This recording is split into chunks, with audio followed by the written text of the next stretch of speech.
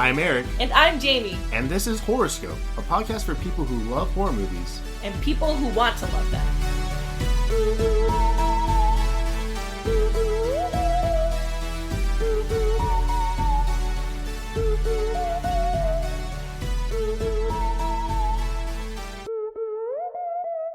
Jaime, I'm just going to throw some words at you, okay? Just going to throw some stuff. Yes. Body horror. Ah. Creature feature. Ah. Sci-fi horror. Good. Everything that Jaime wanted to watch in one movie is now in one movie. We're starting out strong. Yeah. Yeah. Watching Annihilation today. We are watching Annihilation. I have no clue who directs this movie. It is Alex Garland, who I'll tell you about in a minute. Okay. But you did, I would say, you gave me a treat. You gave me like a little New Year's treat. Because this movie was a delight to research. Okay. There's like a lot more practical effects in this movie than I was expecting. A lot of like really cool, groundbreaking visual computer generated effects. It's all your shit. Yeah, it's great. And all these actors you're hearing about. And Alex Garland's like one of those guys who's like too smart for like, I love, there's some creators out there who are like, I just are smarter than me. And it's so great. Because they're like, oh, I just pulled from this and this and this. And you're like, I don't know what that is, but wow. Here's what I know about Annihilation. I did read the plot back in the day, so I have a loose outline of the movie. Okay. This was a movie I really wanted to see in theaters, but I was like, no, I'm too chicken shit, I can't. And then I wish I had, but then I was like, okay, I'll spoil it. So I read the Reddit threads, I read the loose plot, I watched the bear scene. If you have seen this movie, you know what I'm talking about. We'll just leave it at that. Yeah. I know it's based on a book. I know it has Natalie Portman. I know it has Oscar Isaac. I know it has Tessa Thompson in it. Soundtrack is wild. I watched the trailer yesterday. Oh. And I was like, I don't know what that noise is going to sound like on audio. I'm like, Can we do a clean cut? And I think that's all I know. I know this is it's a trilogy of books. Mm-hmm. There was something with a weird dolphin in the end, but it's not in this movie. Oh, I didn't know about that. Right? I did not. I read the synopsis of all the books, but I missed that. Vaguely, I think Oscar Isaac gets turned into a dolphin, is what I'm pretty sure. That tracks. Or she looks at a dolphin and it has her husband's eyes or something. I love that. I don't know about that. No, that's great. And then it cuts to the next trilogy where my husband's a dolphin. My life is a dolphin wife. I don't know about that. And that's what I know about this. I like how you started with what I know, and you knew so much off the bat, which is great. Not really. I don't know. But yeah, I wish I knew less. I was just going into it blind, but I don't, shoulda, woulda, coulda. It's just a few of those movies, but once we get new movies coming out, you're gonna have that whole new experience. We'll see. I know. I still feel unprepared for this somehow, even though I know what it is. So what we got? Should I read the wiki now? Oh, I'm on the Pedro Pascal wiki. Okay, I was like, what? Just read the Pedro Pascal wiki. Jose Pedro Balacameda Pascal is a Chilean-American actor. Anyway. That's good shit. Annihilation is a 2018 science fiction horror film written and directed by Alex Garland, based on the 2014 novel of the same name by Jeff Vandermeer. Stars Natalie Portman, Jennifer Jason Leigh, I don't know who that is, Gina Rodriguez, forgot about her, Tessa Thompson, Tuva Novotny, and Oscar Isaac. The story follows a group of explorers who enter the Shimmer, which is a mysterious quarantine zone of mutating plants and animals caused by an alien presence. Spoilers. I did know that also. All right, perfect. Annihilation is based off what you said, Jeff Vandermeer's book, which came out in 2014. It's the first in the Southern Reach trilogy, but followed by Authority and Acceptance. And he was initially inspired to make this book when he was going on a hike. He just likes to do these really long hikes. So he was doing a hike, and he was like, hey, sci-fi horror. What if? Yeah. Okay. And so then Paramount picked that up. And they... Really quickly. That's quicker than I thought. I would have thought these books had been around for a while. Which is good to know, too, because when Alex Garland wrote the script for this movie, he only had the first book. He didn't have the other two books. Oh, that makes sense. So, written and directed by Alex Garland, was a big writer. He did 28 Days Later, the zombie movie. Yes. Yes, all right. Yes. This movie, Sunshine, which is a sci-fi movie. Yes, I didn't know that. Wait, okay, I want to watch Sunshine. Perfect. Dread, the action movie. Comic movie. Yes. Judge Dredd? Yes. Okay. He wrote it and ghost directed it, pretty much. Okay. So that was technically his directorial debut, but I don't know why. Probably legal reasons he wasn't able to direct it. Sure. But if you look at the credits, it's like Alex Garland, what he goes on to do and what the director of Dread went on to do. Eric did some sick air quotes there. Some sick finger quotes. Okay. But his official directorial debut came out in also 2014, which was Ex Machina. That's right. Haven't seen it, want to see it. Mm-hmm. Is it a horror movie? No. Okay, it's a sci-fi it kind of movie. is. It's like spooky in some ways, like existential, which is a lot of his stuff. A lot of his stuff is just like, because what he said that he always works in sci-fi because sci-fi is a way for you to kind of like get big ideas out there to make them more digestible, which I think we've talked about too. Mm-hmm. How like I love sci-fi. I read a lot of. I just told Eric I don't read anymore because my brain is. Because she read everything already. No, my brain is one jelly bean. I got nothing. But when I did read a lot, I read a lot of sci-fi and a lot of like dystopian books. Divergent. I was thinking of how I read The Road every year for like 6 years. How are you it's a not different a fun person? book. How are you like... I'm the same person. No, I'm the same person. I'm the same person. It was formative. Look at me. That's how I ended up here, is I read The Road. The Road every day. A lot, yeah. So he... this is like his wheelhouse. So he made Ex Machina. Did, like, it was a silent hit. It got, like, Oscar nominations and stuff like that. Yeah. So it did really well. Oscar Isaac, Domhnall Gleeson was in it, and they went off to, Star Wars. And so he was contacted by Paramount to adapt the book. And so when he read it, but then he, like, kind of forgot it, and then he What? he uses the term, he wrote the script using a memory of the book. So he pretty much read the book once, and then, like, used what he remembered from the book. So this isn't even, like, an adaptation. It's like an interpretation. Yes. Okay. I guess that would be a good way to put it. That's like me giving recaps. It's a dream of the movie. I read the synopsis of all 3 books. Okay. And I can see, like, there's, like, those basic kind of points in there, but it's pretty much, like, a completely different story. And, like, all the characters, like, there's only just some fundamental stuff. And when he also wrote it, he kind of took other inspirations. This film is very inspired by, in my opinion, Color Out of Space by H.P. Lovecraft. I thought you were going to say the movie, but I was like, the movie just came out. I want to see if I can handle this, and then maybe we can watch Color Out of Space someday. I don't know, like that genre, like The Thing, like same energy. Let's do Thing, and then we can get to Color Out of Space. Yeah, I know. Let's see a deformed dog before we see a deformed llama. Oh. Or alpaca, sorry. Oh. He was also inspired by the movie Stalker, which is this Russian movie that I was thinking about watching, but then I realized it was 3 hours long and did not watch it. But I read the synopsis. Cool, Eric. You come here for the content that we didn't do, Cool. And Alan Moore's Swamp Thing. He's a big comic book guy. Okay. Which also ties into the concept artist who did all the concept art for this movie. Is a comic book artist named Jock. So sick. I was like looking at the concept art. I'm like, this looks familiar. And I was like, oh, that's right. Wow. Because you're a big fucking nerd. That's why. Thank you. But yeah, he seemed, from when I watched all the behind the scenes stuff for this movie, it seemed like everybody enjoyed working with him. A lot of people wanted, like Natalie Portman got into this movie because she saw Ex Machina. Same with Tessa Thompson. Nice. And they wanted to walk, like they wanted. It's to like The work with Lighthouse. this guy. Yeah, exactly that. Cool. I mean, I would want to work with him. He's the stuff that he presents and like how he executes it is very creative and I think good. Okay. So he put the cast together. Oscar Isaac was filming Last Jedi at the same exact time as this movie, so he'd like walk between sets. What? Where were they filming? In the same space? I think the shooting location for this, in some parts, were filmed in Windsor Park in the UK. Okay. Like right next to the castle, or whatever you call it. In London? There. Yeah. Okay. Which they made look like a Florida swamp. Weird. Right, yeah.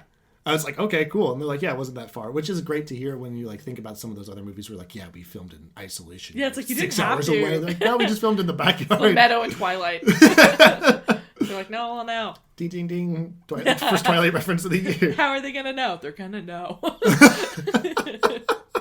How long did they film this? For 4 months, but it's broken up. It seems like they kind of stopped and went. Because Oscar Isaac is like a supporting role in this movie, right? He's Isn't not he like in a coma? No. He's not in a coma. He's not a little coma bitch? He's not a little coma bitch. What? Yeah, maybe he will be. You'll find out. Maybe Okay. he transforms into the coma bitch by the end of the movie. I see. Okay. That's the big reveal.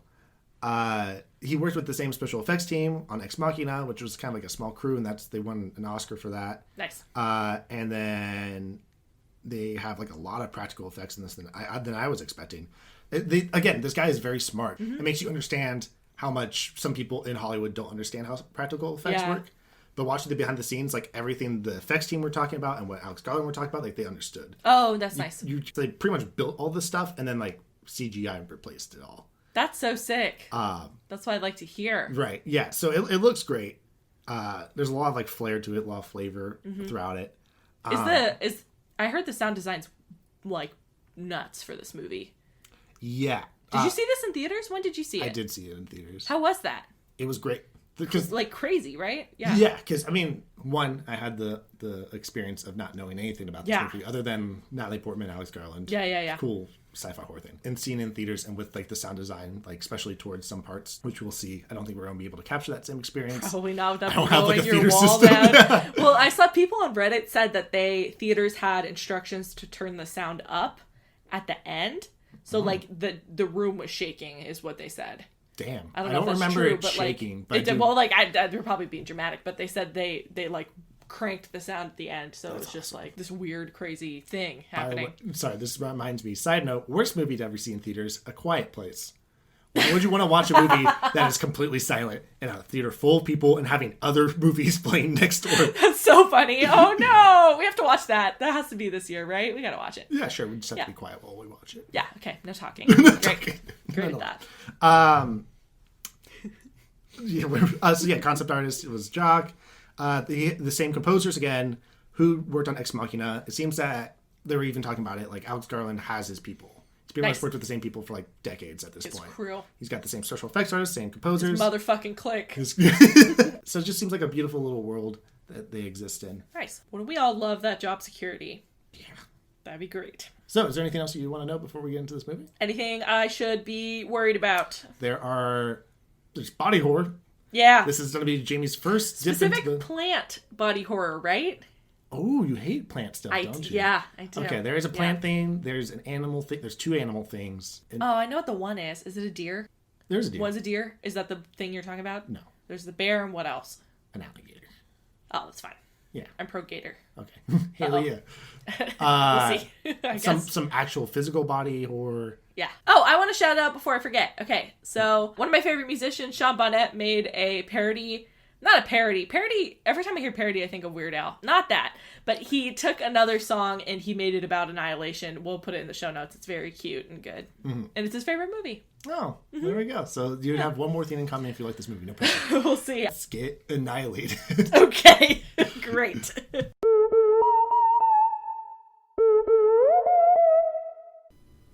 Hey y'all, it is time for the content warnings for Annihilation. This movie and our discussion go over self-harm, suicide, cancer, unreality, a lot of body horror. Look, I'm telling you, a lot of body horror and a decent amount of gory moments in the film. Also, we ended up spoiling the movie Life.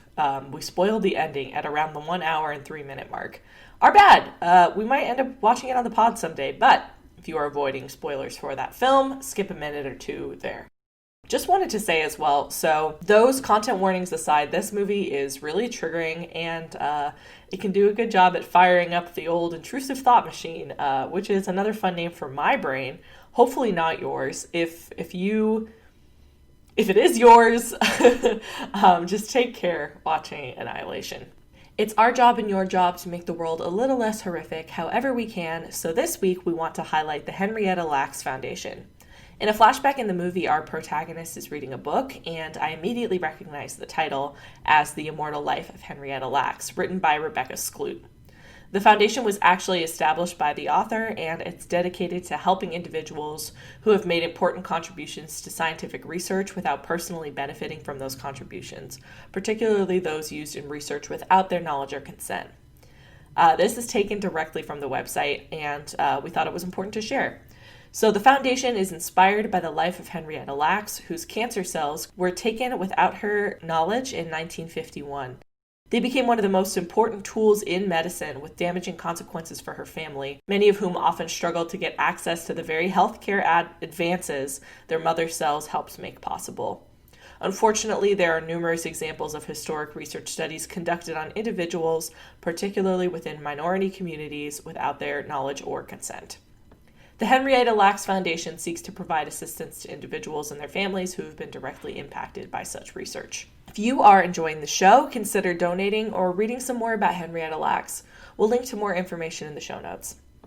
And we just wanted to say, hey, if you're listening to this, thank you for joining us for season 2 of Horrorscope. We're really happy to have you here. Thank you for listening.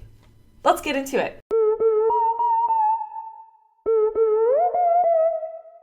There is like so much in this movie that I feel like I cannot jump too deeply into. Maybe I will be able to now, but watching it I was like, whoo, I just cannot think about it more than the movie is presenting.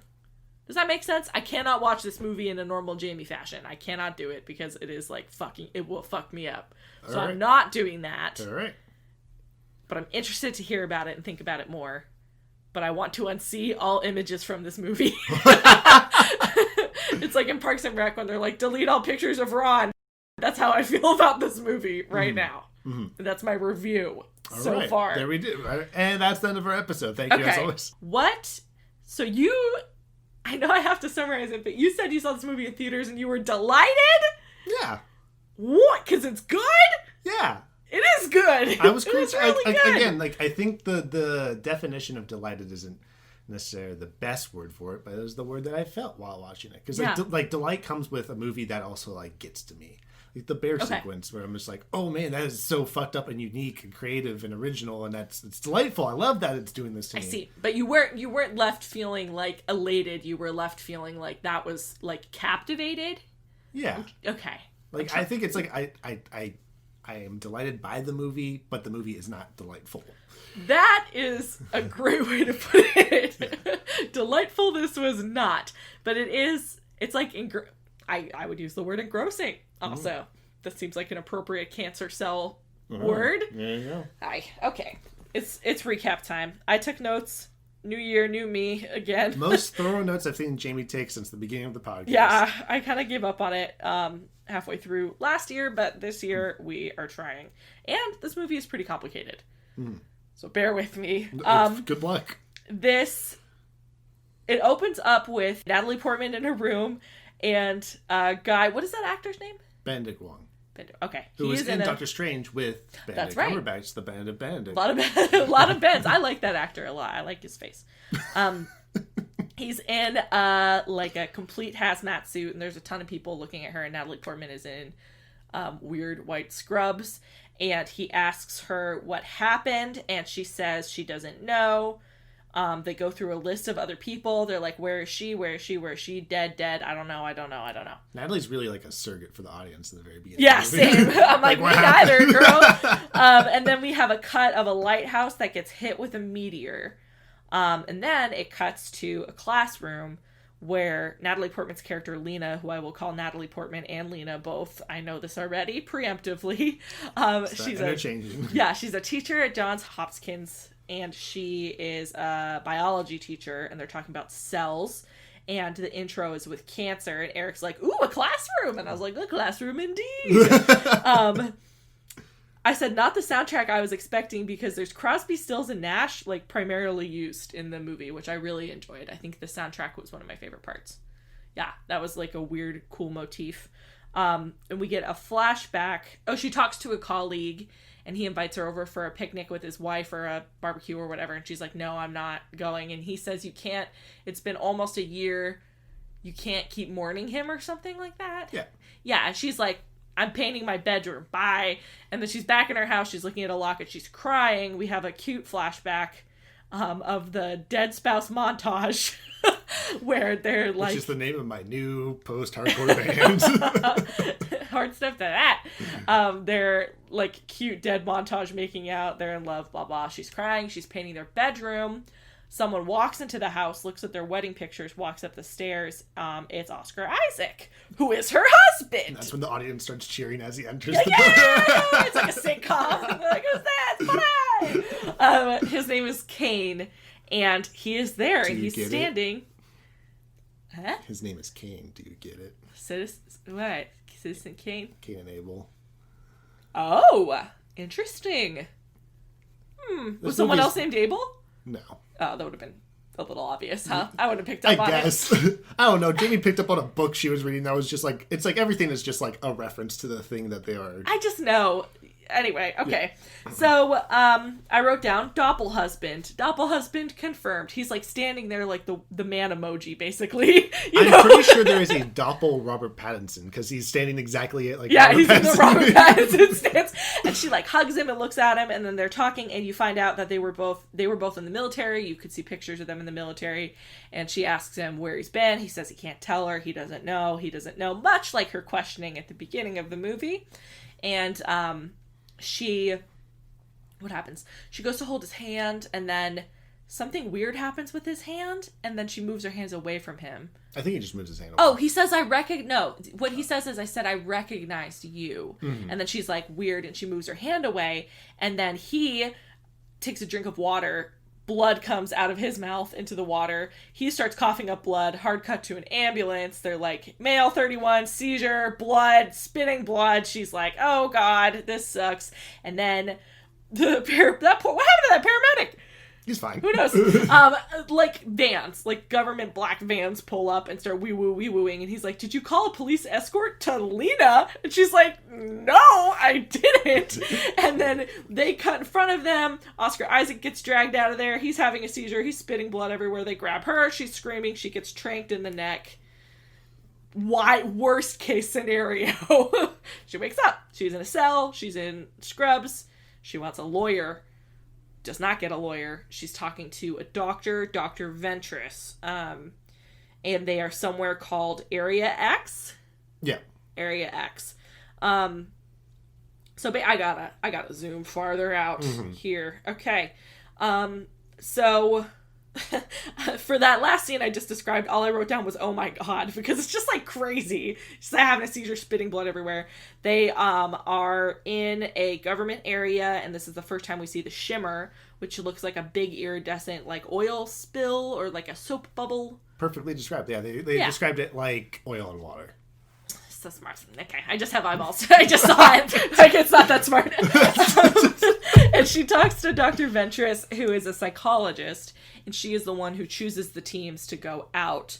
And then she says, well, what are we going to do with you? And Natalie Portman's like, I'll be able to help him. And her husband is now, like, in a coma. Not her husband. Kane, the being formerly known as Kane, is in a coma and is not doing well. He's dying. So she's like, okay, I'm going to go in there. Or not. She says she wants to help. So she sticks around. She ends up meeting other professionals. So our team, our hottie squad, as we called them, there is a blonde white lady named Shepard, who is a physicist. She's a geo something. Geothermologist or something. Go. Okay. Ventress is the psychologist. Tessa Thompson, her name is Josie Radek. She's a physicist. She just got off of her Yale whatever. And then Gina Rodriguez, her name is Anya Thorensen, and she is a paramedic who was, she said she applied for a GMO. What is that? Military I don't know. stuff. I don't know. She said she's a paramedic in the military. And then Natalie Portman is our biologist soldier badass lady. Bio-soldier. Yeah. And they're like, Anya hits on Natalie Portman. She's like, I gotta shoot my shot before we go. And she's like, before what? And they're like, before we go in there, we're all going in there. She's like, a team of women? And she's like, a team of scientists. That was weird. I was like, okay. But they are going in, and Dr. Ventress is leading them. So they go in to the bubble, and they are in the shimmer, and then the dirty bubble. Yeah. And then you can't. No SpongeBob references, Eric. I gotta get through. Well, let me delete some of my notes then. No, I'm in my shimmer. I gotta. Okay, so Natalie Portman has a flashback. She's having sex with someone, not her husband, and then she wakes up in what we described both as a cute tent. And then she is disoriented, and they're like, yeah, no shit, we're all disoriented, and they're missing enough food to have been in there for 4 days, but they lost track of time. Just a wild shroom trip in the woods, you know? Yeah, everyone lost track of time. Oh my God, could you imagine watching this movie high? Sounds great. Does not sound great. Does not sound great. That sounds really bad. I'm sure someone's done it. If I did that with my room with a mirror, it would end up with me just like mimicking my movements in the mirror. You're like, ah! Riley walks past, I'm like pressed against the mirror. Eric Eric has a mirrored closet in here. Is what we're talking about. Don't do that, please. As soon as I leave, you're like, okay. We got rented for 24 hours. Oh my god. Okay. So she's having we find out she's having an affair with her colleague who she was speaking with at the beginning of the movie. I also now have written down a gator cam. There's a pretty good jump scare, which is ruined by the subtitles. They find flowers. The flowers are all growing out of the same thing, but it's different types of flowers. Tessa Thompson is pulled into a submerged house. We're in Florida also. We're in back it up. We're in Florida, by the way. We're in hellscape, dreamscape Florida. We're in Björk's Florida, okay? That's what we're in. Björk's? That has to be the name of the episode. Yes. She walked by, is that Björk? And then she's wearing the swan dress, but then the swan dress looks at them. And have you seen those music? I'm talking about a specific album. What is that album called? I gotta look it up. I love this album, but I just don't remember. Yes. About. You know the one I'm talking about. The one. Björk. The Annihilation album. Albums. Yeah. Utopia? Is that the name of the album? Yes. It's the one where it's her face Yes, I listened to that album a lot last year. Yes, Utopia. It's from 2017. A lot of the music videos just look like this. So we're in Björk's Florida. There's a giant big ass gator that tries to eat Tessa Thompson. They shoot at it and then they end up killing it. They you know what they brought? They brought enough food to travel, but they brought a lot of guns. Very pro gun movie. Yeah. I mean, literally every I think guns exist for survival situations, and every horror movie is a survival situation. Fight a shader or a gark, as we called them. Their goal also is to go to the lighthouse. We didn't say that. That is their goal. So they end up... It's a real inverse lighthouse movie. Yeah. And the lighthouse are trying to leave the lighthouse. This one's trying to get to the lighthouse. It felt... Anyway. Okay, so... Gator shark has shark teeth, and they're like, that's not possible. How could they crossbreed over stuff? Who knows? We also see that when we flash forward, so we're flashing forward to the quarantine interrogation explanation room with Natalie Portman and the scrubs, and then we were flashing back. She has a bruise forming on her arm after the gator, and she's like, oh, must be the gator, but she has a tattoo in the present of an Ouroboros. Yes. Which also was on the arm of Gina Rodriguez. Okay, before? Gina Rodriguez has had that tattoo. And then Natalie Portman has that tattoo. So she had it before they went into the... Gina, yes. Shimmer. Natalie, no. Okay, so they're combining while they're in there. It's the refraction. It's the same reason with the accent. Oh, whose accent was that? Probably one of his other... Oh, shit. Okay. Did you figure that out when you were watching it? Yeah. I did not. Okay. How long did it take you to figure that out? I think on my first watch. Wow. Okay. Brag. So she has a tattoo. They are canoeing around, and she has a conversation with one of the other women that is important with Shepard. Shepard lost a daughter to cancer. Gina Rodriguez used to be an addict, and she is now sober. And Tessa Thompson's character self-harmed a lot, so she covers her arms at all times. They don't know what's wrong with Ventress. And they end up going, this is where my notes get very short. Ooh. They end up going to a bunker. They find a bunker in a cafeteria. Oh, this is the military branch. This was the original Area X base. That's right. Oh, interesting. Okay. So they find a bunker, and they find names. Also, Natalie Portman, aka Lena, has not told the other scientists that her husband was in there. Did I say that her husband was even in there? I didn't even say that. Now you have. Oh no! Her husband was in there. He gone in there. Wow, they probably figured it out. I'll listen back. We'll see. It's gonna be and he wouldn't. No, the Arrested Development voice. They did not understand.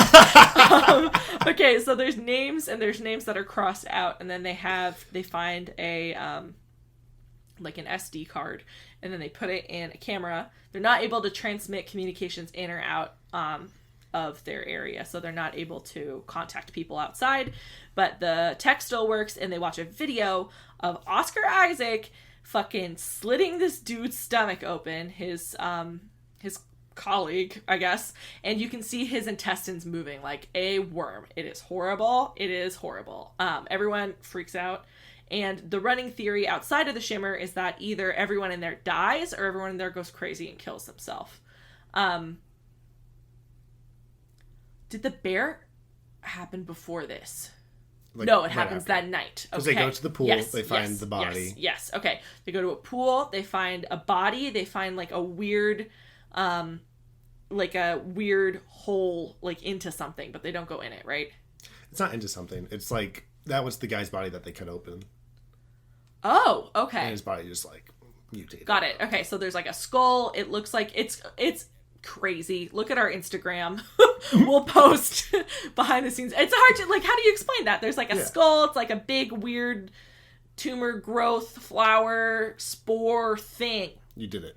Yeah, Björk's album Utopia. Understandably, they are upset.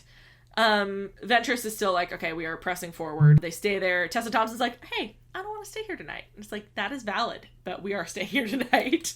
And then Natalie Portman wakes up to go take over watch. She has a conversation with Shepard, who is the woman who lost her daughter.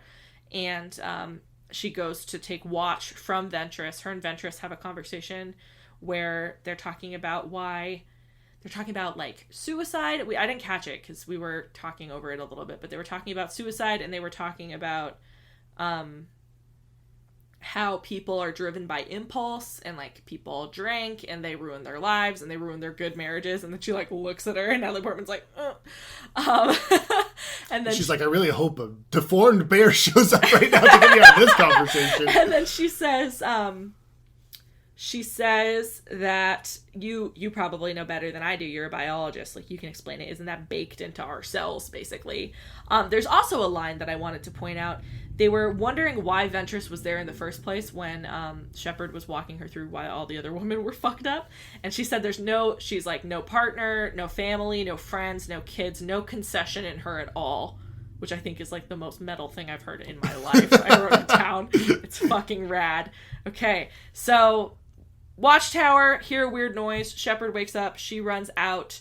A giant bear thing jumps out like fucking Jaws and grabs Shepard. And Shepard is screaming, help me, help me, help me. Gone. She's gone. Next day, Gina Rodriguez is fucking pissed. She's like, we're going back. And they're like, well, we've been here 6 days and it's 2 days to the edge of the rim, so we might as well keep going. This is Natalie Portman's logic. And Gina Rodriguez is like, are you fucking with me? Like, is this a plan to get us further in instead of turning back? Because Ventress is like, I'm going no matter what. I'm going to the lighthouse. And Gina Rodriguez, I keep saying she. Gina Rodriguez is like, we already have enough data. We have more information than anyone else has ever had. And she's like, well, we still don't know why, so I'm going. So Ventress leaves. Gina Rodriguez is scared out of her mind, obviously. Tessa Thompson is also very scared. And then they keep going. So they end up at a house. And they find these, like, plant formations that look like people. Just, like, they look like topiaries, kind of, right? That's, I guess, the best way to describe it. And then Tessa Thompson figures out, she's a physicist, she figures out that it's people cells. Right? Yeah. People cells. That's they're the like, way to how's that describe happening? And she's like, it's refracting. Everything in here is refracting on itself, and it's all the cells are the same. Yeah, right? Yeah. Okay. Natalie Portman also looks at her own blood, and her blood is splitting, and it looks like the Shimmer. So it's already in her. Great. Also, we see Gina Rodriguez's pupils do this like light thing that also looks like the Shimmer. Very briefly. It was like weird. It was like a quick second. So then they are in a house. There's another flashback. We find out that Natalie Portman, I feel bad just saying their names, but there's too many. It's fine. Yeah, it's fine. It's fine. Okay, Natalie Portman, her husband left early. Cade left early, and he knew about the affair, basically, right? So he, like, found out about the affair and he left early. He says he weirdly is like, I do love you, Lena. It's very cold, and then he leaves, and she's like, oh, fuck. And then we find out with the guy she's having the affair with, they have a conversation. And that is a flashback, but she's woken up by a very angry Gina Rodriguez, who ties, who's like, you're a fucking liar. And she has her locket with Kane in it. So there's a picture of him. Mm-hmm. So she ties everybody up. A picture of Kane, not the actual physical Kane. Is not. Yes, yeah, it's a picture. Which of could be possible within this movie. Let's be real. Like, a tiny little Kane. Me and my tiny horse. Okay, so she has them all tied up. Their mouths are covered. Gina Rodriguez has fucking lost it, and I don't blame her. Mm-hmm. She's like, okay, so the running theory is everyone either went crazy or they were killed by something else. She's like, it makes sense that the first theory works. Like, we were being killed by something, but no one saw it besides Ventress and Natalie Portman. So, and she knows that Ventress already knew about Natalie Portman's connection. So she's like, you guys are teaming up and you're fucking killing people. And they're like, you killed Cass, who is Shepard. And she says, she's like, do you know to Tessa Thompson? And Tessa Thompson does not know. And amazing, like, one of the worst parts of the movie, she says that she can feel her fingerprints moving. Mm-hmm. And she says, if you cut me open, like the way that her husband cut open that guy, Gina Rodriguez was like, he went fucking crazy. Like, he went crazy and he cut him open and it was a trick of the light. Like, she wouldn't believe it. But she says, if you cut me open, would you see my insides are moving? Mm-hmm. And then she says, well, I'm not the one tied up. And she's a knife. And she goes towards Natalie Portman. I was like, oh, fuck. Literally, how could this get worse? It could get worse. Because you hear Shepard screaming, help me. And Gina Rodriguez is like, oh, she's still alive. You said she was dead. Oh, they found her body earlier. Mm. Fine. They found her body and her throat was ripped out. They found Shepard's body. Her throat was ripped out. Gina Rodriguez runs off to go help. The other women are still tied up. They get untied up. And then literally, yes, they get kind of untied up. She gets her mouth free. Oh, well, yeah. Yeah. Okay. They are getting out of their bonds, but then we hear like a noise, like a Gina Rodriguez, not a good noise, not a promising noise. A Wilhelm scream, if you will. Yes. Gina Rodriguez scream. And then in walks a bear, the artist formerly known as a bear. It is like this huge thing. It has, can you help me like describe this thing, please? Well, the entrance in my mind is like a WWE entrance. Stop. Like, if you're coming in and then it's just like walking down the hallway, you're like, what the fuck is this thing? Literally. It's like, I'm like nightmare fuel. You're like, thank you, wow. So it's like a malnourished bear. So the bear's skin is mostly showing. It's like got patchworks of hair. Yeah. And then its face is mostly a skull, but then on one half of its face, it has a human skull on it. Yes. Where like, and then it kind of meets up with the human skull and the bear skull meet up on like one eye socket. So it shares an eye socket. Okay. And so it's like mouth kind of morphs into a human mouth. Here's something, fun fact about me. I think if I was in a genre of any horror movie, I would probably be most successful in anything like Lovecraftian, because I am not visual and I cannot fucking understand what I'm looking at. So you're like, it's unspeakable horror. Like literally, I'm like, I can't fucking tell what that is. I am not a visual thinker. I am really bad at spatial thinking. So I was like, I don't know what that is. Mm-hmm. So I'd be fine, is what I'm saying. Do you want to see a photo? Yeah. You don't have to. You can say no. Yeah, I'll see it. Show me the bear. Oh, that sucks. Mm-hmm. Yeah, I didn't notice that. When I was doing research, I found that photo, quickly uploaded it into the drive and said, I hate it out loud. So. Yeah. We'll post that with a big old warning on it. At the end. Big old warning. So the bear is screaming and it is using her voice. It is using Shepard's voice. I did know this scene was coming. Wow, it was worse than expected. Really? Yeah. Even though you've seen the scene with the before. Context. Okay. I don't know. I didn't know what it was. I was like, I don't know what that is. And everyone on Reddit was like, oh my god, it's her, but it's not. It's like, okay, but what does that mean? And now I know what it means. Yeah. Whatever that sound design effect was incredible. Like making that, it's like a bear. It's awful. I can't explain it. It's making a roar noise, but the roar is a human voice. It is somehow like both simultaneously doing the same thing that a roar sound effect would do, but is able to transmit a full sentence. Yes, it's like screaming and it's like playing a voice screaming, help me. It sucks. So, bear is just snooping around and they're like, don't react. And then it starts slowly biting into Tessa Thompson. And then Gina Rodriguez, like the fucking babe hero she is, gets up the stairs. She is not looking good. She starts shooting it with her big gun, and then starts running towards her. She shoots at it. Then it knocks her down, rips her face off, like half of her face off. You see her like face get ripped off. It's not great. And then it goes after Natalie Portman, but then Tessa Thompson's able to take it down. That's what happens, right? Yeah. And the music starts playing. And like the beat drops, and I was like, oh no, because we don't have a lot of music up until this point. It's mostly just like nice little guitars. Yeah, guitar instrumental, but then it's like, oh no, shit's going down. And I was like, ah. And then Bear is dead. So, oof. Ventress, Dr. Ventress is like, I'm leaving. Bye. I'm going to go find the lighthouse. I am not... She says, if I don't go now, I'm not going to finish this as the same person who started it, and I want to be the one who started it. And when it cuts back to the Natalie Portman interview, we find out that Ventress has terminal cancer. So this happened a little bit earlier, but the guy interrogating her is like, you knew it wasn't good. Why would you keep going? Like, you both had I was like, this is not the kind of mission you need to have an ulterior motive on, okay? Mm-hmm. Like, no. Because she's like, I want to find out what happened to my husband. She's like, I just want to find out, period. I'm going to die anyway. And then these 3 other women are like, I actually have a full life, maybe. Not really. I guess that's the whole point. They're all on like a suicide mission. So. Yeah. So what happens now? This is the part I thought was going to be really bad, but it was fine. Tessa Thompson is outside. It is the morning. Natalie Portman's like, we should leave. And Tessa Thompson's like, what does she say? She's like, okay, so... Oh, she explains it a little bit. So when we found Shepard's body, her throat was ripped out. So she says that the assumption is that the bear creature absorbed her, but the part of her that was screaming and dying and in pain, and that part is now morphed with the bear. And it was using her voice. So that's the worst concept ever. And she's like, I don't want that. Good call.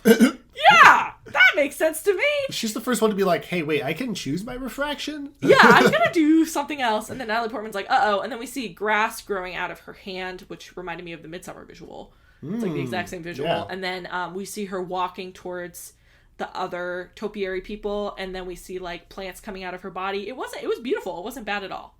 It was fine. I thought it was going to be horrible. I do not like treaple. Okay, yeah. I was really worried about that. It was totally fine. So... in this very, very specific context, Jamie, what's a scarier movie, Troll 2 or Annihilation? Anyway. You heard it, guys. One has Eric's Italian accent, and one does not. So, what does that mean? We can change She ends up... You don't know who she is anymore. She is one of the triple. She's donezo. And then Natalie Portman, hard cut to her screaming and crying in the jungle. And then she goes out. She makes it to the coast. What? In the jungle. Okay, so she makes it. She makes it to the beach. She has her gun, and that is all. And she goes into the lighthouse. And the lighthouse is like half taken over with like organisms. It almost looks like coral. Yeah, it looks like coral. And there's like a weird... just a bunch of some weird bad shit happened here. There's a bunch of human skulls all lined up. There's like bones. Are you talking about the trees too? Or was that what you were referencing? No, I'm talking about the weird torsos. There was like weird torsos, like humans that were separated, that had been separated. I think that was like his team. Yes, that's what I thought as well. Okay. And then there's like weird crystal, like they look like rock candy, basically, like weird crystal tree things. So then she goes into the lighthouse. And she sees a body that is like smoked, like a charred remains of someone, and like a big explosion splat on the wall, basically. And then there's like a hole into somewhere. And she watches what happens first. She goes in first. Watches. There is a video camera. There's a camcorder just set up. And she watches, and there's footage. Jamie, listen, with the YouTube algorithm, you got to upload daily. So you got to make those vlogs. If you're not utilizing Instagram Reels, what are you doing? Right. So, there's like sandy beach, there's skulls. It's like a weird home movie. And then it cuts to Oscar Isaac setting the camera up, and he goes and sits against the wall. And he is speaking, and he says he used to be Kane. He's not him anymore. What was he ever? Is he you? He's got a southern accent. And he has a southern accent. And I was like, what the fuck is going on? And then he says, if you get out of here, find Lena. And then you hear I will in normal Oscar Isaac voice. And you're like, what? He's like, have you ever seen a phosphorus grenade? And then he pulls the pin on a grenade and blows himself up. Which is, I don't know. That line's cool to me. You're like, fuck yeah! You're like, have you ever seen a phosphorus grenade before? And then like, he just blows himself up and he's like, shield your eyes, my friend. I wanna watch that fucking movie. They should just make another Oscar movie. and Oscar? No, what his deal was, because he was in there a long time. Yeah. He was in there way longer than her, right? Yeah. Like twice the amount of time. So I want to know what happened to them. Maybe, no, it's probably not in the book. And then we walks into frame. He turns into a dolphin. Yeah, I want to know about the dolphin thing. Onto the camera walks double husband, Oscar Isaac, who has his hair in the same way that he had it in the beginning. So we know that this is the man that Lena saw on the outside world. She is horrified. To be specific with the hair thing, it's the classic when it's like the evil twin villain. It's either give him a mustache or you slick back their hair. Oh my god, if he had a mustache, that would be so funny. You're like, you grew a mustache when you were gone. Yeah. Oh. I was in there for a while. It's like, but not a full beard. They're like, we're making human improvements. We are making humans better. Okay, so Natalie Portman is obviously horrified. What do you do when you're horrified? You go into the hole. So she goes into the hole, and the hole, I think she hears Ventress first, right? She hears her screaming. Yes. Okay, and she goes into the hole, and the hole is moving, and it is pulsating, and it is a big butt, and I did not want to be in the hole. Did not want to be in the hole. It has, like, tendons. It's like we're in the heart of this thing, basically, is what I got. And Ventress is there. We don't really see her eyes. So I was like, God, her eyes are going to be fucked up or something, right? Because she's, like, talking. She does a crazy monologue. We spoke. What was it we said?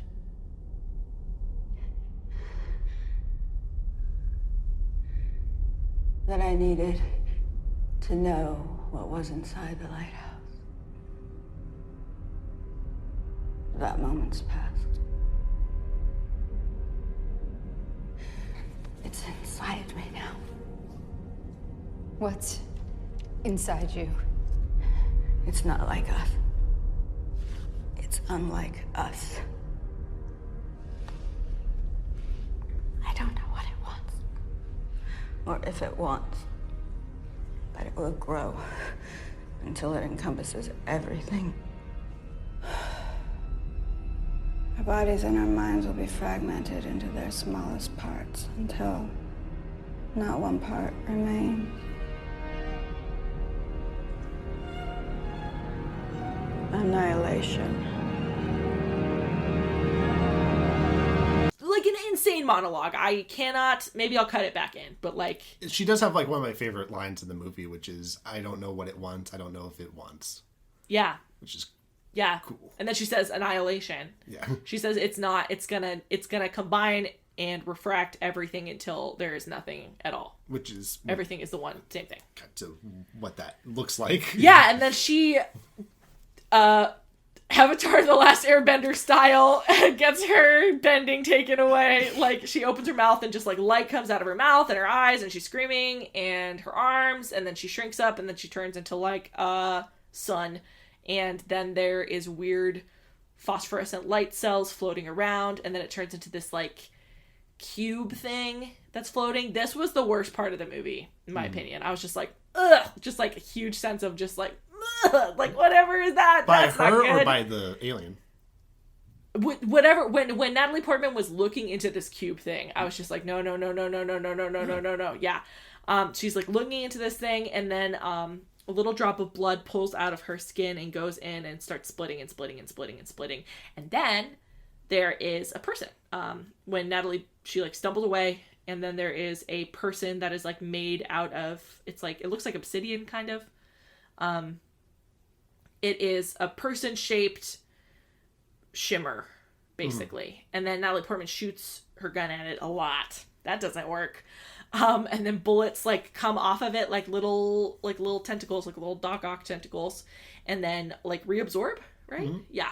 And then she starts running out. She's like, I gotta get the fuck out of here. She gets up out of the thing, and then she's up in the lighthouse lobby, and the thing is already there. and it starts mirroring her. She attacks it. It is like mirroring her movement. She tries to get out. It looks like it's gonna like encompass her, like move over her. Is that what was happening? Like absorb her? I think it was just like pushing against her. It was just pushing against her. I didn't know if it was like, ugh, stay away from her eyeballs, please. And then they both fall over. She gets her head smacked pretty bad, and then they get up and they are mirroring each other's. It's mirroring her movement, not perfectly, but pretty closely. And it's crazy. The music is crazy. The lighting is crazy. It is one of the most craziest things I have ever seen. Just watch the movie. I don't know how to tell you about this. I don't know. You've literally spent like minutes explaining the movie, and we get to this point, you're like, you know what? Just watch the movie. I'm gonna do my best. I'll do my best. It's a ballet between yourself. Yeah. Okay. And she reaches down into real husband's charred hand and pulls out the grenade, which still somehow is going to work again. Wild sentence that has never been said before. And she has a phosphorus grenade, and she has it in her hand, and when their hands touch, her hand touches the shimmer person's hand. It starts turning into flesh, and then like horrible shot of like a face coming through the thing. So it looks like she's like burn victim Natalie Portman, and then it like morphs into her face. So it's turning into her. And then she is mirroring it, and then she pulls the pin, and then she books it, and then the thing doesn't notice. I think it's like trying to learn how to be her, I guess. It was like stuck. It felt like it was buffering. That's how it felt. The thing blows up. And then Natalie Portman is able to run out, and there's another crazy shot of Natalie Portman's face, like, fucked up, like, on fire. This thing is on fire. It lights up. It touches Oscar Isaac's charred corpse. That lights on fire. The whole lighthouse lights on fire. It's crazy. Natalie Portman is on the beach looking at it on fire. And then we cut back, right, to the interrogation room. The whole thing lights up. It's crazy. I can't explain it to you better than that. You see the trees. The trees. You pretty much assume that anything that was touched by the shimmer is now burning. I didn't assume that. I was like, oh, the lighthouse is gone. But we find out back in the interrogation chamber, the guy asks, why did you make it out? She's like, what do you mean, why did I make it out? Like, I had to come back. And, what else he's like, so it was an alien. What did it want? She's like, I don't think it wanted anything. Again, she says the same thing that she said before. And he's like, well, it came here to it was destroying the people. And she's like, no, it wasn't destroying. It was changing. And then she has a full tattoo now. She has her full same tattoo. And she learns that Oscar Isaac, doppelhusband, has woken up. Because once the shimmer was destroyed, all of his shit got better. And they are in the same bubble. So they zip them basically into the same medical bubble. And she looks at him and she says, you're not Kane. And he says, are you Lena? Right? And she like chokes up, and then he gets up and hugs her. And you see his eyeballs flare with the color, and then you see hers. The end of the movie! Annihilation! And we got annihilated. Oh, God. You did great, Jamie. You really summarized the movie. I think I did. I think I did a pretty good job. Yeah. I think I did. It's a very complicated movie. Alex Garland, if you're listening to this, reach out. Let us know how well we summarized your movie. Tell me everything, Eric. All right. Yeah, I got facts on facts, and then we can get into opinions. Yeah. So, this movie was made between $40 to $55 million. That makes sense. Which is a very wide range of pricing. Yeah. It made a bunch of money. $43.1 million. Whoa! No money. It flopped. Yeah. Why? Fun facts about this movie. So, there's actually a lot going on behind the scenes. Pretty much, the studio did a test screening of this movie. It didn't test screen that well, which, I mean, a movie like this wouldn't. The studio got panicky, and they're like, all right, we need to cut some stuff. We need to reshoot some stuff. And Alex Garland was like, no. And then his producer was like, no. Luckily, his producer had final cut on the movie. Good. So he said, no, we're not going to cut this movie. And then the end is like, Natalie Portman's like, I'm a badass and I saved the world. And then like everything and she writes out on the bear. All the gators come out. That's like we kept, what was it? Oh, they like find a gun at one point, and I'm like, that gun is going to either shoot out cancer or gators. So, like, don't touch anything that's been here. Right. Oh, boy. Yeah, so, and something interesting that I forgot about what happened with this release was that eventually the studio kind of wanted to dump it. So what happened was that they released the movie in theaters in America and a few other countries, but international markets were just don't put it on Netflix 17 days later. What? So, and like this was like unheard of. Like this is, again, before streaming has become... Yeah. Even streaming now, it's still kind of taboo for like Wonder Woman to come out on streaming directly. And we had no other choice. Yeah. And it's still rough for people. So yeah, for this, they just like, all right, we're just gonna dump it. So they kind of just dumped the movie, and this was such a just like a pain for Alex Garland. He was like, I'm done with movies after this, and then he went off and made a TV show called Devs that is really good. Oh wait, with Ron Swanson. Yeah, who's great in it. Like, wait, I should watch that. I didn't put together that. I didn't put that together. Mm-hmm. Is that on Netflix? It's on Hulu, I think. Oh shit! I would recommend Devs. I like Devs. Yeah, it's like you were gonna warn me about something. What were you gonna say? It's similar vibes to it's maybe. Not body horror, see. but it's like technological stuff. Watch Ex Machina and then you'll get a better, I think, understanding. So yeah, he went off and did that, but just like I think a day or two ago announced that now Alex Garland's gonna be doing a movie with A24. Ooh. Which is like when you think, I guess even 2018, A24 was around, but I don't know. It's not like they are now. It's weird how quickly they've blown up. It was like in the last year, I feel like. With like, I think credit like Midsummer and The Lighthouse really just kind of. I think so. I think like they were on, like Hereditary was the tipping point, but then now they're like a thing. Mm-hmm. Yeah. They're branding, marketing. Yeah. So now we'll see what that turns out to be, but that's a perfect studio for a director like this. Absolutely. I am so relieved that this movie exists the way it does. That they didn't fuck it up. Yeah, there's a few things I have a problem with it, but we'll get into that. When they showed it to the test screen audience, they were like, the studio said it was going to be too complicated and too intellectual for general audiences. Correct. Which, I mean, it is like a thinker of a movie. It's a lot, and it's not like this is not a fun movie, and it's not a casual watch. It is not a movie for general audiences. But Alex Garland, like, it's a movie for people with podcasts. Thank you. Yes, truly. It's for us. Because he's like he's putting that book in there, and then he's just pulling all this information that he has, which is cool that people can do that. And what he also did with the alien design, he was talking about how he wanted to make the alien. Like, its motivations are alien to us. Its design needs to be alien to us. Because he kind of broke down how each alien, like humans and how other creatures are designed for what their purpose is. So he did bring up, like, the movie Alien. And it's like, all right, that thing is designed to kill. So how do you make a thing that looks like it's just purely to kill? And then you come up with the xenomorph. For this one, since it is so complex and molecular, they actually used 3D manifestation of the Mantabulb formula or equation. It's like a fractal equation that they like plug into, and then like the computer bunch of fucking nerds fucking forms it, and it's like these like infinitely complex, naturally occurring factoral object. So what image did we see that was that? That is the alien, the bulb alien. The one with like the hole and all the stuff. The one that scared me. Yes. Oh, the bad one. Yes. So, yes.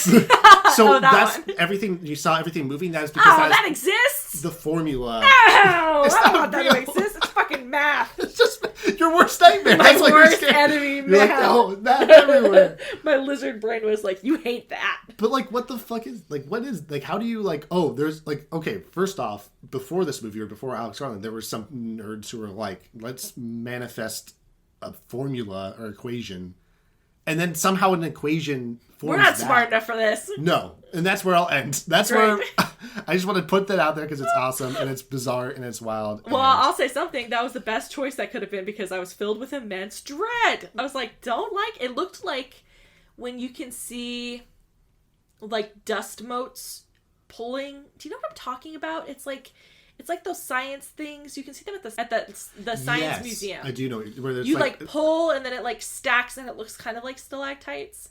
Yes. This thing looked like that, and it looked like mold, and it looked like light. Mm. And I hated it. And it looked like fungus, and it looked like a tumor all at once. Didn't like that. Sorry that you didn't like it, but that's cool that like that design. Because to me, it's like, oh, that's weird looking. I didn't think that it actually had the ability to It did work. Yeah. But the schools did not. I'm built different. Yeah. I'm built scared. So what do you have beef with? The framing device. I don't like how it kept on cutting to Natalie Portman during the movie in the chambers. I also didn't like that. Because they never added to it. It's just like stating what just happened. And it felt like a studio note, as if like a studio was just like, well, now you gotta explain what just happened. I think that was it. But then the producer and Alex Garland had final cut. Well, I mean, maybe they just left it in to try, like, appease them. I wonder if that was in the original script. Mm.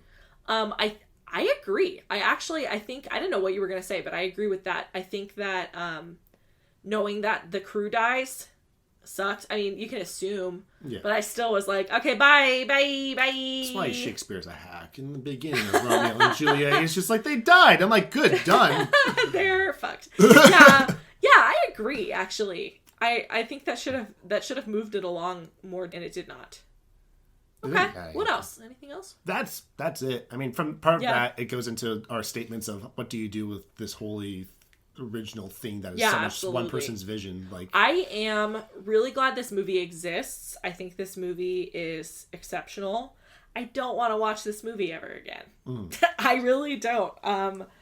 How do you criticize this movie? Like, that's, how do you take, you can't take anything out of it. I think, so you were saying, like, each of the women go into it with, like, it's, like, about their growth and stuff. I feel like it was a little heavy-handed that it's like, oh, well, she used to be an addict, and she did this, and you know what I mean? And I know that, like, well-adjusted people would not go on this mission, but it still felt a little bit like, oh, she was trying to feel alive, but then she gives up and kills herself, like the suicidal one, or not. Like the one who self-harms, like, ends up giving up and becoming something else. And I don't know, I just was like, it didn't sit super... Some part of that felt a little bit heavy-handed to me, but I wonder how much of it is the book and how much of it is the movie. I think it might be mostly the movie. You think? From what I've read about the book, because the book is so wildly different, and we don't even have time to go over. Yeah, I'll do my own reading. But I think one of the key words or sentences or things that they talked about in it was self-destruction. Yeah. And so it's like... That's what they talked about in the tower, when they're in the guard tower. Yeah. So it's just constantly reiterating that exact same point. And it's to the point of what the movie's called as Annihilation, where it's just like, all these people go in there, of course you wouldn't be a stable, self-adjusted person go into there, but of course the movie's like, all right, we're about self-destruction, so we need to figure out... And they could have probably developed that over the course of the movie instead of just being in a canoe. Yeah, literally in a canoe, they're like, trauma. What's your trauma? Like, yeah. Which and it seems like this movie kind of like, it not only like refracts and kind of morphs the person, but also kind of enhances what their self-destruction tendencies may be. I guess. It doesn't actually, though. Yeah, now I'm saying. Except for Tessa Thompson's character. Mm-hmm. And I guess... but even then, because it's like, would you consider what she did? Because like it's like because she self-harmed to like feel alive, but in the end, she just kind of became acceptance to what other life is, became larger than her own life to feel alive. Yeah, I guess it's just that feels like even that the way you said it is a good explanation, but I'm just like boo. Right. I'm just like I don't know. It feels a little. For such a smart, it feels like a little bit like the framing device. It's like, we get it. I would have got it. But I guess, I don't know. I understand why they made that choice, but I didn't love it. I think that might be, now I'm thinking about his other work too. I think that might be he almost can't like help himself from explaining what he is doing. Alex Garland. Oh, really? That's interesting. Because it's like it's his Achilles heel. Yeah, but... I think that's what makes him a little bit more accessible, because if you take like a movie like this or Ex Machina and you kind of remove that exposition, I do think this movie has too much exposition in it, but I think if you remove that, it becomes a lot more A24-y, a little bit more art house, a little bit more like... Oh, am I turning into a douchebag? No. Yes, I am! No, but I get what you're saying. A lot of people have had the same gripes that like we've had about this stuff. But like I think it is true. I think I'm it's like this was not pretentious enough. It was too accessible. But it's just like he can't help himself but explain what he is doing, which is fine because then that allows these movies to be a little bit more like understandable. Yeah. Because if he didn't have that, this movie would still be good. It's still, you could understand it eventually, but it takes like that extra little bit. And for me, the ending already takes so much mind power for me just to understand what's going on. I'm glad there's some sort of explanation. Yeah, that's fair. Yeah, and I also have had time. I read other people's analysis of this movie, so it was. I didn't like remember it super well, but when stuff happened, I was like, oh, I know what this is. I know what this is a little bit. Do we think? So we think that the Shimmer's out there now.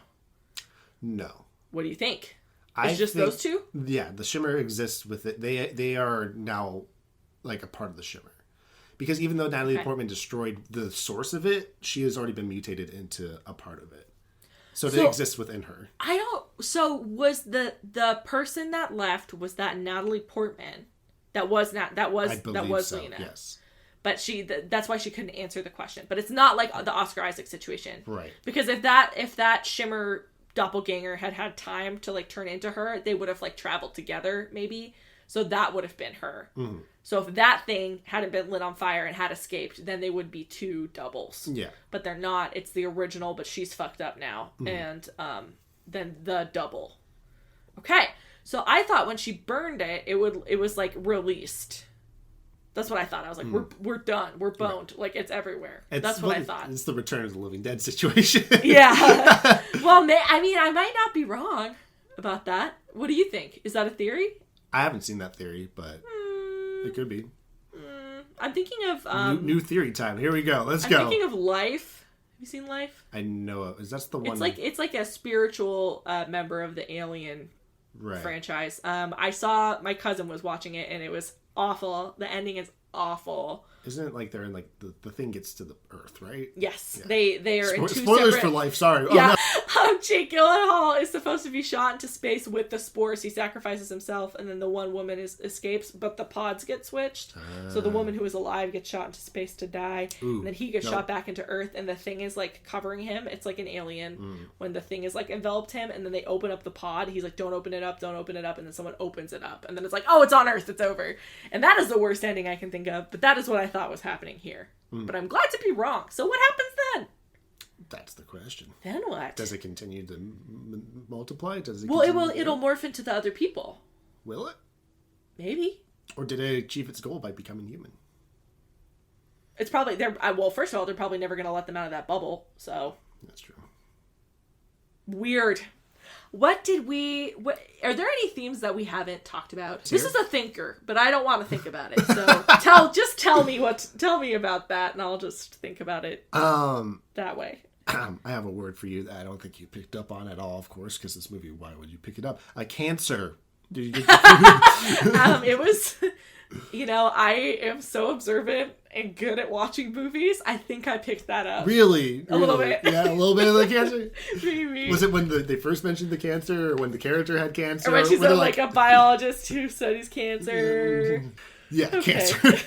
But it's again, it's the themes of I think it's like that Lovecraftian inevitability, which I kind of like. I liked how it's like this theme that's expanding slowly, which is very ominous and interesting. And just that helplessness and hopelessness. Because even though Natalie defeats the alien in the end, she's still, it's like too late for her. She still has become part of it. I feel like, that's just so grim. I don't know how people who have cancer deal with that. Like, how do you deal with that? I don't know. Just like your body mutating and fighting against you. Like that's like the worst thing, I think. Yeah. Maybe not the worst, but it's pretty bad. It's pretty bad. It's pretty bad. And people find ways. Jeez. Okay. What else besides cancer? That's it. Destruction. Yeah. What do you think about the movie being all ladies? That's cool. That's how I feel. It was cool. They kicked ass. Yeah. Yeah, they were great. Yeah, the writer was talking about it in the behind the scenes, and he was just like, because in the books they don't even have names; they're just denoted by their profession. It's like the biologist, the psychiatrist. Are they women? They're all women, yeah. Okay. And so he was like, it wasn't even. He said he was partially conscious about how that just doesn't exist. Yeah. And so he was like, and then he was just kind of playing around with it. He's like, why not? and then just kind of went with it. So that was as far as like the thought process went for him. I thought this movie was going to be like a sci-fi existential thinker movie with hot ladies. This is what I thought this movie was. And I was like, I am on board for that. I was right about all those things except for the horror element. I didn't know it was also a horror movie. So I was like so on board for this movie coming out. I was like, fuck yeah, it's going to be so good. And I was like, I can't watch it. Actually, so then I was like, and then you did, and then I did. I really, so this movie, like, I'm not great. As I have stated, I'm built different, and by that I mean my brain really cannot hang on to some of the concepts presented here. If I think about them too much, I'm going to try really hard not to think anymore about some of the like. What the images mean, or like the idea of something like moving inside of you, like that is the best example of like an intrusive thought I can think of. So if you are not, I don't know, if you're like sensitive or like easily triggered, this is not one I would watch. I don't think. I'll put that warning up front or somewhere else. We went hard with this one for the beginning. We really did. Yeah, it was pretty unpleasant. It was pretty triggering throughout. It was beautiful. It was beautifully shot. The sound design was beautiful. It's a good ass movie. I'm glad I watched it, but I don't think I'm going to return to it. Well, speaking of returning to things. This was your first body horror movie. Yeah. I want to get your thoughts on it. Has strong body horror elements. It does indeed. I would say that one segment with the intestines is like peak body horror, and then from there, I thought it was like a worm. I didn't think it was his intestines until they're like, oh, it's his intestines. I was like, oh, yeah, which is cool. Actually, how they did it is like that was partially practical. They had somebody behind the wall, and they were literally just pulling. Gross. I think I could have. I don't know, tried to like jump in here a little bit more, but I mentally kind of put a wall up.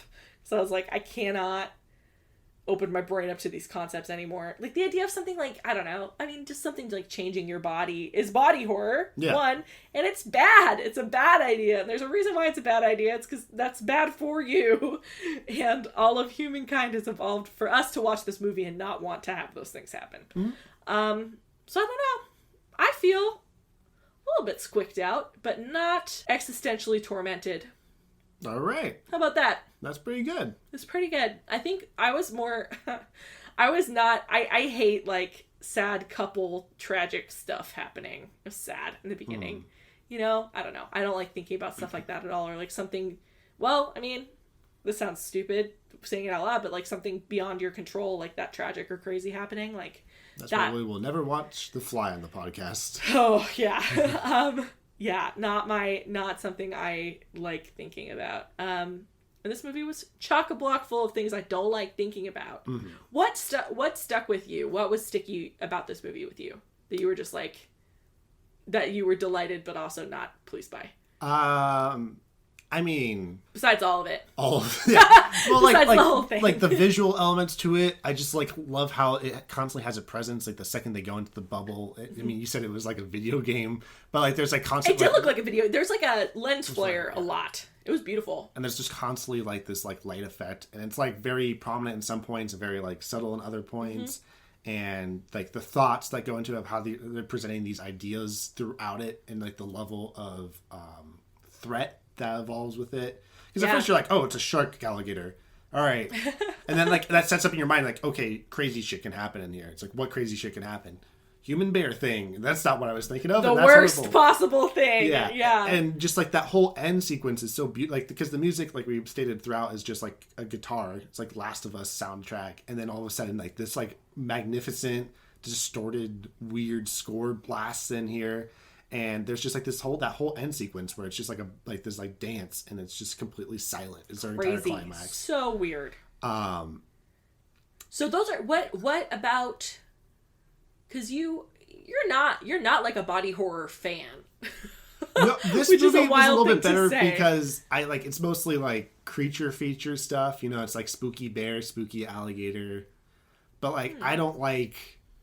I think you're tapping on a fear that I also have, which is like things happening to your body that are out of your control. To like know that like something is morphing or like distorting you, which is very tied into body horror. And also body horror. I mean, a lot of it's the physical stuff that you're talking about, but a lot of the themes in this movie too tie into that genre of the again like the inevitability of it, and like you're out of control, and like usually tying in some sort of, it's like a manifestation of some sort of relationship that you might have. The Thing is just a bunch of dudes who are untrusting each other. Luckily it's not a romance. So that stuff, I like, it grosses me out, but I'm like not a fan of looking at it. Yeah. But the idea behind it is like, I wonder why do we enjoy it? Enjoy it. Body horror? Watching someone, I guess it's the controlled experiment thing, because it's like watching someone lose control. Like, the scariest thing that can happen to you as a person, I feel like, is losing control of yourself in that way. Like, physically. Yeah. Or, I mean, not the scariest thing, but it's pretty bad. Like, it's, like, literally our lizard brains have evolved to take us here to be like, no, that's bad, we don't want that. But I guess watching it happen in a movie is a way to, you know, explore that concept and just, like, sit with it for a little bit in a way that is not, like, directly applied to you.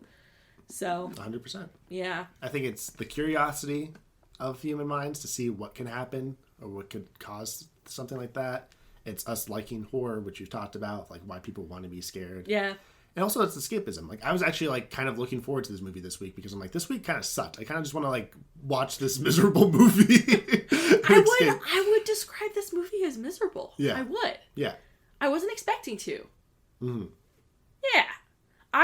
This movie is like, I'm trying to figure out how to say what I want to say. So I think it's not as scary to me as like slashers when the threat is a scary man, because I don't see this, you know, it's more removed. It's like more fantastical, and it's like objectively worse.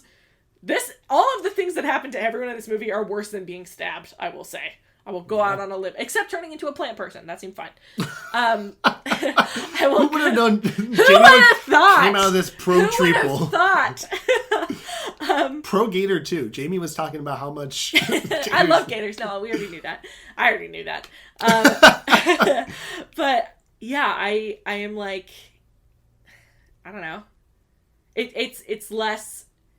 I don't know. It's still like really existentially scary, but it's less like realistic. So I'm like, but I think that's just my logical brain. Good. I'm gonna hold on to that. Yeah. Boop. It would really suck if you were like, oh no, I believe in aliens and this is gonna happen. Oh my god, no. Dang. Anything else to say about Annihilation? Yeah. What would you rate it on the Scarometer? Oh my god, I forgot. Oh god, I don't know. I think this movie sits at like a 4. It's scary. Yeah. It's scary. If you're scared by gore, we got some of that. Body horror, not great. Monsters. Yeah. Not something I'm scared by, but an Oscar Isaac that doesn't show you affection? No. I'd give it a 4. I think it sits solidly at a 4. Great way to start the year, huh? Yeah. Only up from here, right, Jamie? I think this is a good start. It's a sci-fi horror movie, as Alien was our first. Yeah. So that's good. This is On My Brain season 2. Maybe I'll label it as such. Electric Boogaloo. Yeah. Well, I would give it 5 out of 5 cells, but then those cells split. Start multiplying. So it's 10 out of 10 God. cells. No, but now it's 20 out of 20. Oh no! Oh no!